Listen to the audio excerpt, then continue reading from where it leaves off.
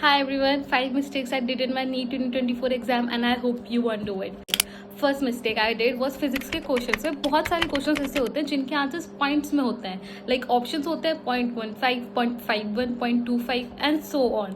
तो इसके लिए आपको क्या करना है, अगर आप एक अटेम्प्ट दे चुके हैं क्वेश्चन का and you are still in the confuse in your points, then what you do, just leave it और आप आगे बढ़ो. क्योंकि मैंने जब अपना क्वेश्चन करा था उसके अंदर इतने सारे पॉइंट्स के ऑप्शन थे, आई गॉट सो कंफ्यूज, मेरा आंसर ही नहीं आ रहा था and I wasted almost my 10 minutes इन one question.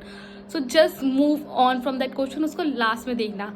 So second mistake I did was in physical chemistry. मुझे लगा था बहुत हार्ड क्वेश्चंस आते हैं, बहुत ज़्यादा ही उनकी कैलकुलेशंस होती है, जैसे हमारे कोचिंग के हमारे कराते थे, कोचिंग वाले मॉड्यूल्स के क्वेश्चंस कराते थे, but it's not like that. Questions बहुत बेसिक आता है, बहुत सिंपल आता है. आपकी बेसिक्स ही लाइक आप उसमें ज़्यादा कुछ ढूंढते हो, उससे अच्छा है कि आप बहुत बेसिक्स लेके चलो एंड क्वेश्चंस बहुत ईजिली सॉल्व हो जाते हैं. Third mistake I did is in biology. Biology में ऐसे बहुत सारे क्वेश्चन होंगे जिनके अंदर आपको स्टेटमेंट्स करेक्ट ढूंढनी पड़ेगी, स्टेटमेंट्स इनकरेक्ट ढूंढनी पड़ी होंगी.